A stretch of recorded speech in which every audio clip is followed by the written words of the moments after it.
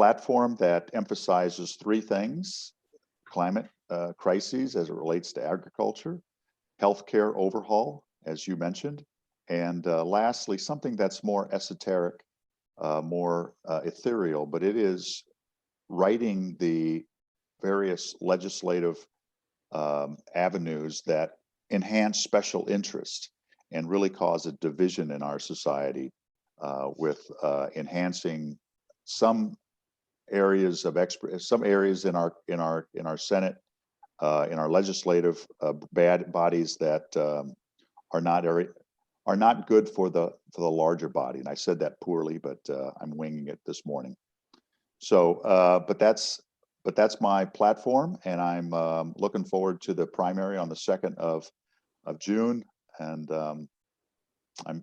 we've had great things going our way. The Des Moines Register endorsed us. I would expect other endorsements coming my way. And Cal Woods dropped out of the race and endorsed me as well. And we're waiting for some polling information that will be, I think, give us a great shot at winning the primary. And ultimately, I'm quite positive that we will come out ahead come the 3rd of November. Well, let's talk about that. And anytime somebody has a question, just go ahead and interrupt me here. I'm waiting for your control to sort of run that. But meanwhile, let me ask you this. Well, we know that Teresa Greenfield is leading in the polls that we've seen. She's been considered the front runner. You did get in late. The Des Moines Register endorsement was fantastic. Tell us, though, what is the path to victory? Because you don't have the poll number to your favor yet, right, anyway. But what's the modus operandi from here? Well, we have a fabulous army of volunteers. We're making over 2,000 calls per day. We have over 70,000 text messages that we're sending, 70,000. We have a rather exhaustive group of volunteers that are sending social media interfaces. We've got signs throughout the state. We've got mailings and inserts. And we generally have more advertisement or an equal amount of advertisement on TV as Teresa Greenfield. So in at least in 79% of the voters in the state. So we have a pretty good audience. And regarding the polls, there's really only one viable poll conducted thus far in the state. And that was done by the Des Moines Register. And that was what's two months old or so. And in that poll, we were considered the most favorable candidate, with all things considered. And so I'm not so sure that the delta between number 1 and number 2 is so great. We will see the next time the Des Moines Register does a poll where we stand and adjust fire accordingly. And presumably, if several candidates were to drop out, it doesn't mean that their support goes to Teresa Greenfield. And the undecided, from what I've seen, is number 2 in terms of the poll, or at least one poll. Is that correct? Well, so if you go back at the most recent poll that was released, the public policy poll, Teresa Greenfield was the only candidate listed against Joni Ernst. Okay. So it's the typical poll. Believe the source, believe the questions, but read the poll, and make the understanding that most of them are designed specifically to derive a conclusion acceptable to the person who's paying for the poll. Mm-hmm. And so it's I'm highly reliant on the educated Iowa voter to vet that. We are an educated voter base who have a history of choosing presidential candidates properly. I would expect we can do the same thing with our Senate candidates. Someone's asking a question here, and I'm just going to relay it, and I don't know the answer. How many people generally vote in a Iowa Senate primary? Do you have any idea? What's the number we're looking at? So first of all, this year it's going to be markedly different because everything's different. So we have, as I understand it, and these are rapidly changing figures, more requests for ballots by mail have gone out have come in to the Secretary of State's office this year than any other year in any other year's entirety, just in the first few days of this election cycle. So the number of mail-in ballots, I think, will transcend anything ever before. And so consequently, it won't be 120 or 130,000 typical Democratic voters. I would expect it'll be something markedly higher than that. And so more to follow. Okay, I have another question here for you.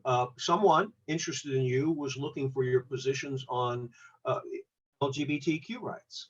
Yeah. I know for a fact, and I'm not out to get, this isn't the sting Teresa Greenfield, but I personally have some issues that we're going to bring up. One is that you attended the Iowa Safe Kid Conference as well as One Iowa. So clearly you have positions.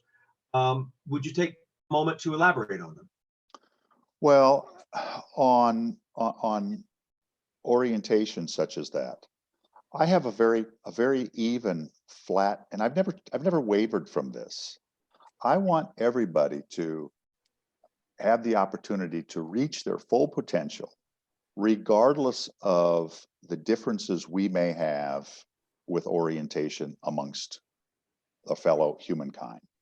And I find anything that denudes from that, detracts from that, to be inimical to society, to be a shortcoming that takes various ladders of success away from individuals for no substantive rationale. And it's a purity of position learned by experience, but generally born from, I think, a very Iowa-based, Iowa values perspective that everybody's a hugely valuable entity to be cherished for their uniqueness, and we should embrace what is different with each other and ultimately be better for it. A question coming in, would you strengthen certain laws like anti-bullying laws in schools? Yeah, I would. I think we need federal guidelines, and then it's up to the states to be above or below those guidelines, and schools within various jurisdictions to know where the floor is and strive for something higher. And when I was a kid in school, there were known bullies, but not bullies as we're speaking of here. They were a different sort. They were just viciously mean personalities. I would expect they're still there, but they're just using different avenues to express their badness to society. Or what they learned at home. Right. Well, that, yes. Now, polls have been showing nationally and as well as Iowa, climate action is moving up. It's number one, number two issue for people. But also, before we talk about that, talk about healthcare. I took a position when I ran for office. I supported ACA. I still do, but I always put an asterisk. It's a good start. There's a middle ground there of people who don't qualify for subsidies, but are going to pay way too much more than they can afford. I personally just became one of those people. My monthly installment will double, and I don't qualify for subsidies. What's your position on ACA? Do we fix it? Is it fixable? How would you do it? Yeah, I think it's fixable, Gary. Matter of fact, I'm positive it is. Idealized as it was designed, and I just conversed last week with one of the principal authors of the Affordable Care Act. He's a doctor in Wisconsin now, former congressman. We should, in a broader sense, fix healthcare in America. Use this opportunity, especially during the pandemic, coming out of the pandemic, knowing the most extreme portions of healthcare in America, how fragile it is for those essential workers. Concentrate on fixing that, but also concentrate on fixing the inefficiencies associated with healthcare.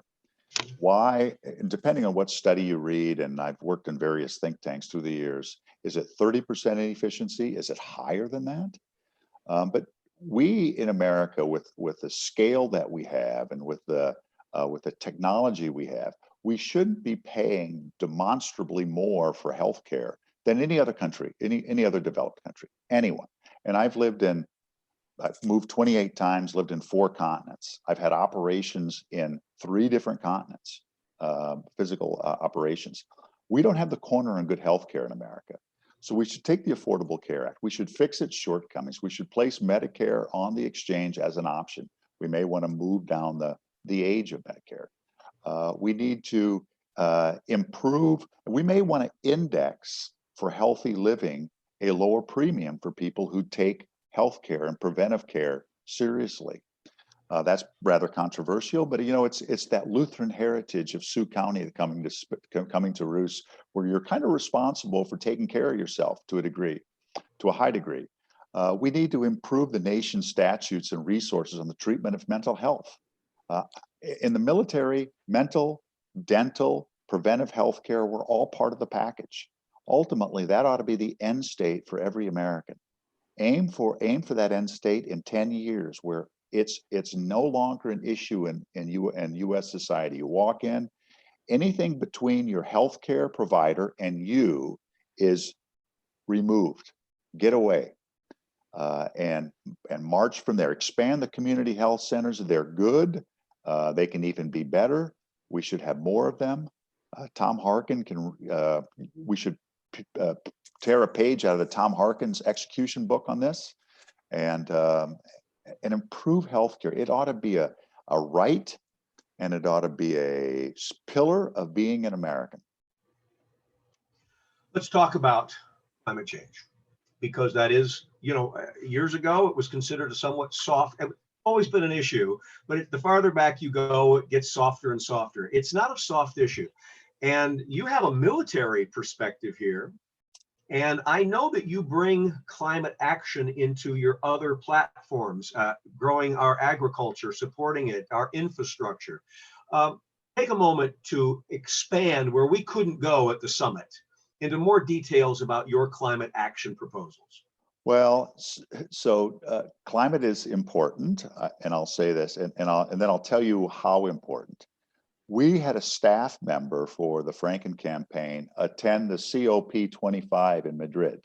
So from the American political machines, Nancy Pelosi attended, and a staffer on a candidate for the U.S. Senate in the state of Iowa had a person there. And I don't think the Trump administration had anybody there. This was the largest confluence of climate experts in the world in December. So, I mean, it's that important. So broadly speaking, we must rejoin the Paris Accord. We should take the Paris Accord and amp it up. We need to invest in climate-friendly ethanol industry initiatives. Broaden the acreage under the USDA Conservation Stewardship Program, and that's a single statement that should be expanded greatly. We have regressed in what I think the proper soil techniques of when I was a kid working on Marv Mao's farm, 8 miles from Sioux Center.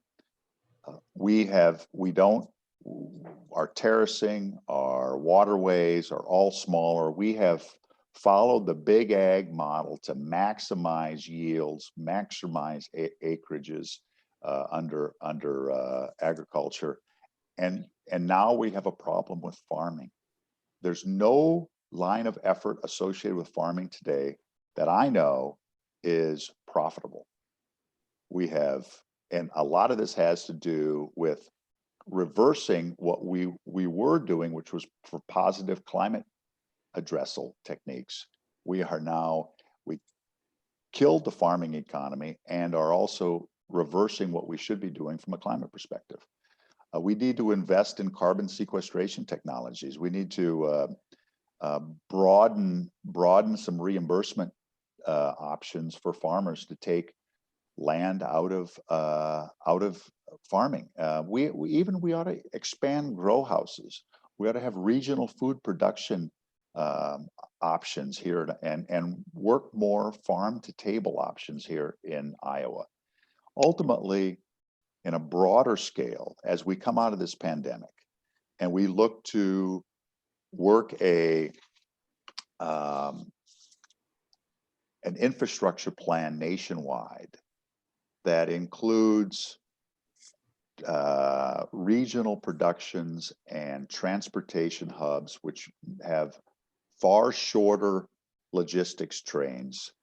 Iowa will be in the catbird seat, the entire Midwest, to produce and export in the middle of the nation like this with cheap energy. When we go from 42% renewables to 60% in the state of Iowa, we will be both a manufacturing hub and a showplace for conservation techniques. We can do this. I like that. I like that you point out the fact that Iowa has an economic advantage here and can be a leader in new technologies. Certainly.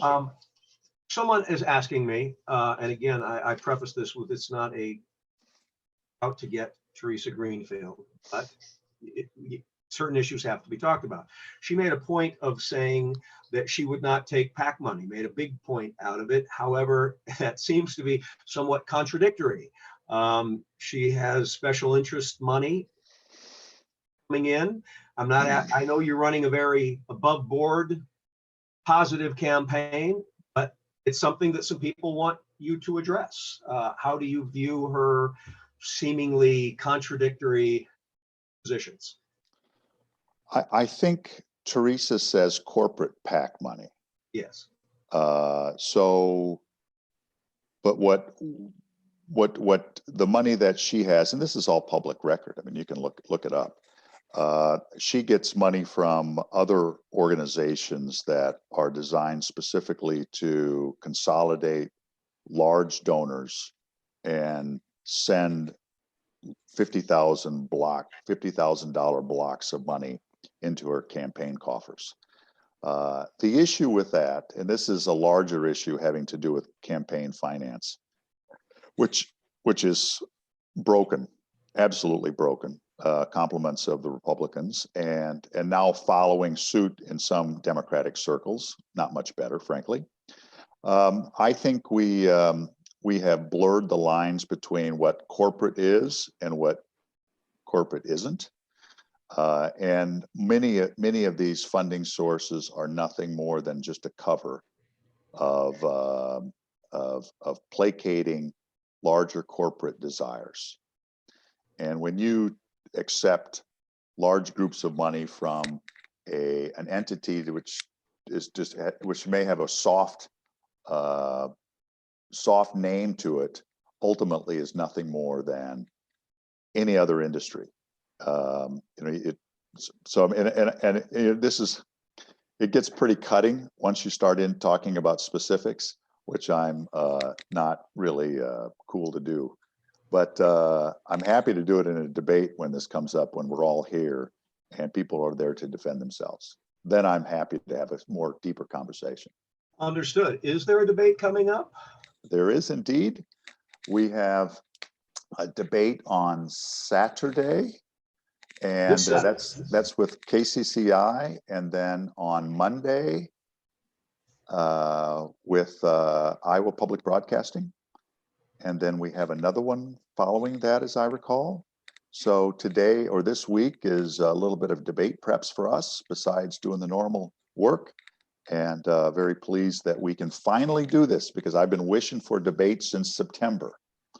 And it's about time, because this is the only way to really show the separation. Forums are interesting.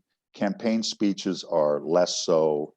Who is supportive of whom? Even not so telling. The strangest thing, which I was working earlier this morning, a little perturbed about, is the advocacy groups who side up with specific candidates and then bring associated funding with them. it is really the goofball process of politics. So I just got told that we've got debates on the Yes. 16th, 18th, and 21st. Yeah, there we I go. was just going to bring that up. Well, let's talk about some of these debate issues then, Mike. Um, I don't mean to overemphasize your military background, but your military background is important. It's a tremendous advantage in looking at issues in a very tactical and pragmatic way. Would you address, and this is another issue of mine, is gun safety, gun violence, gun control? Where do you stand? Well, I've been working gun issues since 1996, and it's not so much a gun as in the piece of metal as it is in owner responsibility and the necessary policy statements which ensure we have a higher level of responsibility of gun owners in America. And here again, the United States has a very unique history. And certainly in many circles, it's well documented in our Constitution. But ultimately, those who are not gun owners, those who are not carrying weapons, those who view weapons as something they do for sport, have rights as well. And those rights of self-determination and freedom from and freedom to are equally, if not more so, important. So from a gun perspective, and I've said to the NRA, to the camera, bring your best debater to me and let's have a conversation. And ultimately, we should enforce a zero loophole background check, a more substantive background check than we presently have. We should reinforce smaller magazines. We should really get rid of some aspects of the military grade, high velocity weapons, semi-automatics that are on the market today. And I use that terminology because the gunslingers of the world will immediately attack you when you use assault weapons, etc., not knowing that the Israelis used the word assault weapons for the Gale rifle back in the 70s. They'll go, oh, never mind. So I'm literally, the level of understanding of me on this weapon is pretty deep. No one's going to gunsplain me on this, the action, etc. And so to include, goes on and on. But here's a data point. The military sells used surplus weapons and military weapons, and they go through a very detailed process of vetting the potential buyer. To the best of my knowledge, never has one of those weapons been used in a mass shooting. Why? Because we vet the buyer very carefully. Doesn't mean you can't have one, but you have to justify that you're a responsible person to do so. And this is a undeniable truth that the gun industry doesn't want to explain or doesn't want to have brought up. But ultimately, the key, Gary, is to be able to write the legislation, develop the cross-aisle participation and acquiescence, and get the laws passed, which makes us a better country and less of a pariah internationally for our violence that is not so bad in rural Iowa, other than suicides. That's a whole nother matter, but is a killer in cities, which pulls society apart and ultimately to harden society with our love affair of firearms ought to be the responsibility of the firearm industry, the licensing associated with it, and the ammunition industry. And I'm happy to make that law as well. Thank you. That was a very complete answer. Thank you very much.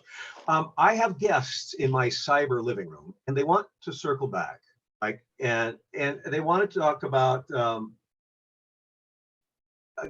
LGBTQ a little more. Someone is saying, would you support laws to enable someone to attain their full potential? I don't know specifically what laws are being talked about, but would you support laws about institutional racism to combat it? Do you agree that that's a federal issue? demands legislation. Did I articulate that at all well? Would you delve a little more? Someone is questioning perhaps your sensitivity to gay and lesbian, bisexual kids. And I want to give you an opportunity to elaborate just a little more. Well, I don't know. I don't know about that, the statutes that they're discussing. I honestly just don't know. I don't know what to say, but the full list of issues is on my website. Free to visit that. And you know, here's a data point. When I was in the military, technically we were supposed to discharge anybody who came forward as gay, lesbian, and or anyone who was caught in that type of behavior. I disagree. I broke that regulation my entire career. I never discharged anybody. I never prosecuted anyone ever for that. I considered it from my very youth to be not my business, and making it an issue was completely separate from execution of the mission. So I have an innocent but stalwart position that it is not an issue. And I don't understand what legislation, I'm happy to entertain it, would be necessary to make it a lawful, a federal statute. I'm just not that engaged with it because it hasn't been an issue in my life, nor am I a sitting staff member who I can write that stuff up with. Write those things up. So I don't know. I don't know what they're saying. I don't know what to say to enforce that. I suggest they go back and listen to what we spoke with at the at that forum. And yeah, the one Iowa, and then send me a note at the info@frankenforiowa.org website, and I'm happy to entertain it and do some work beforehand. I would like to do this after the debates, though. I'm kind of busy these days, but I'm happy to do it before you vote. Please give me a chance to do that. We have a couple more minutes, and I would like to say, you know, part of what attracts me to your candidacy, Mike, is that you are willing to look at issues. We can't pretend that we have everything figured out. I'm always looking for a candidate. Listen to me. A debate, we may disagree, we may find an answer, but I think that to be open-minded and to have a basic premise that is about justice, right, equality, fairness, blind justice. I really like what you say about that it shouldn't be an issue. I think that's the central point here. Right. Yeah. I think there's a lot to be said about who pays for the necessary medical procedures that we're speaking of, and how that's done, and how that should be a part of the Affordable Care Act. And that's a whole nother discussion. And that is something that alone we could spend an hour talking about. Well, I'm going to ask you one last question that's coming in from the chat, and they would like your position on immigration. Obviously, that was what the pillar of President Trump's election was, immigration. Yeah. We have a broken system. There are, his side is claiming that they've fixed it. They built a wall and illegal immigration is down. What's your position in the whole matter of immigration? The wall is generally asinine. And a waste of money, the way the Trump administration has gone about doing it. We need to immediately make the Dreamers citizens with clean records, et cetera. Those who are here undocumented, this is a great opportunity with the pandemic that everybody now understands how much of our base food supply services are part of the undocumented workforce actions, and we therefore have this renewed sense of purpose associated with maybe we ought to find a linear, transparent path to citizenship for all of those who warrant that ultimately they become Americans. The dreamers, of course, make them citizens. Those in the military who have served honorably, make them sit. We've done this for years, and it was never an issue for hundreds of years, and yet now we're casting them out. We need to double the number of immigration officers at some embassies. We need to vastly increase the number of worker visas for both the unskilled and skilled immigrants. And ultimately, so my perspective on immigration expands across continents. I've been involved in this and watched the implications from the Haitian migration to the Mariel boat lift to the movement of people from Bangladesh into Mesopotamia, Africa, from where people come from, like Maiduguri, Nigeria, through the nations through which they pass, through Agadez and Niger, and how they're preyed upon as they go, and ultimately where they're stopovers and where they're persecuted, prosecuted, and preyed upon, especially women, and ultimately their destination countries. This is not only about America. And Americans have a tendency to be so inward looking. This is much broader than that. In America, you need a wide-eyed view of immigration. We are just an issue in a larger issue. And this is going to be greatly expanded during our later years, and especially in the lifetime of our kids. So the perspective needs to be educated, economic, with a high degree of empathy, because the future of the world is literally hinged on this, and it's being pressured by climate change and the social inequities that we have throughout the world, and including inside of America. Well, I'd say that's a pretty good summation of issues. So there are other things coming up here, but we are running out of time. I want to remind, because foreign policy we could get into, we could talk about all of these things, but I think that your approach to these, the economic impact, relates to all of it. Yeah. You know, how do we approach foreign policy and et cetera. I want to remind everyone that frankenforiowa.org is where Mike has his issues. I know that he updates them, he changes them, but there's some detail at frankenforiowa.org. So my friend that did want to know about the national debt, I don't know that you addressed that, but I believe that you do have a right to on your page, right? Somebody could write a question to you. I just posted an article about the debt yesterday on my personal face account, personal Facebook account, Michael Franken. And you'll see, if you go to my personal Facebook account and look at the things I post, that is unadulterated Mike Franken. Okay. Where there's not a political. It is the sensibilities gifted of me from a rather broad expanse of exposure in living throughout the world and doing the nation's bidding and having a resume that's rather long. And I tell you, I pull out the articles and I pull out the studies which are germane and they speak to America. And that's my perspective. And that's your Facebook page. My Facebook page, yeah. There's your Facebook page. And again, I want to remind people, frankenforiowa.org. We have run out of time. I want to thank everybody for participating, of course, especially you, Mike. But I want to offer a soft reminder to everyone.